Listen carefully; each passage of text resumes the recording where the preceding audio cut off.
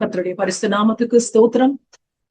வணக்கம் என் அன்பான தேவனுடைய பிள்ளைகளே, லோ அண்ட் கிரேஸ் டிவி சேனலுக்காக உங்களை அன்போடு வரவேற்கிறேன். இன்று 24வது நாள், கர்த்தருடைய 24வது நாமத்தை குறித்து தியானிப்போம். நாமம் என்னவென்றால் உண்மையுள்ள தேவன், ஃபெய்த்ஃபுல் காட். அதற்கு எவிடன்ஸான வசனம் என்னவென்றால் உபாகமம் 7வது அதிகாரம் 9வது வசனம். ஆகையால் உன் தேவனாகிய கர்த்தரே தேவன் என்றும், தம்மில் அன்பு கூறுகிற தமது கற்பனைகளை கை கொள்ளுகிறவர்களுக்கு அவர் 1000 தலைமுறை மட்டும் உடன்படிக்கையையும் தயவையும் காக்கிற உண்மையுள்ள தேவன் என்றும். சோ இந்த வசனங்களை நம்ம வாசித்தோம் என்றால் கிளியரா தெரியும், கர்த்தர் அவர்தான் தேவன். அவர் மேல அன்பு கொள்கிறவர்களுக்கும் அவருடைய கற்பனைகளை ஃபாலோ பண்கிறவர்களுக்கும் அவர் 1000 தலைமுறை மட்டும் உடன்படிக்கையையும் தயவையும் காக்கிற உண்மையுள்ள தேவன். நம்மளுடைய தேவன் எப்படிப்பட்டவர்? உண்மை உள்ளவர், ஃபெய்த்ஃபுல் காட். அவர் பொய் சொல்ல மனுஷரும் அல்ல, மனமாற மாந்தரும் அல்லன்னு சொல்லி வசனங்கள் வாசிச்சிருக்கோம் இல்லையா?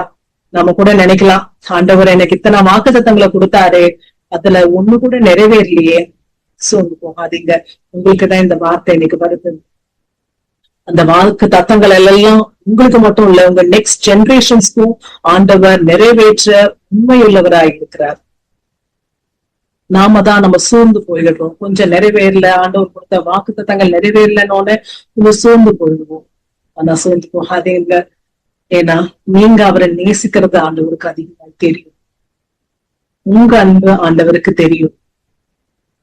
அதனால சோர்ந்து போகாதீங்க. உங்களுக்கு மாத்திரம் அல்ல, உங்க நெக்ஸ்ட் ஜெனரேஷன்ஸ்க்கும் அவர் கொடுத்த ஆசீர்வாதங்களை, ப்ராமிஸ கண்டிப்பா நிறைவேற்றுவார்.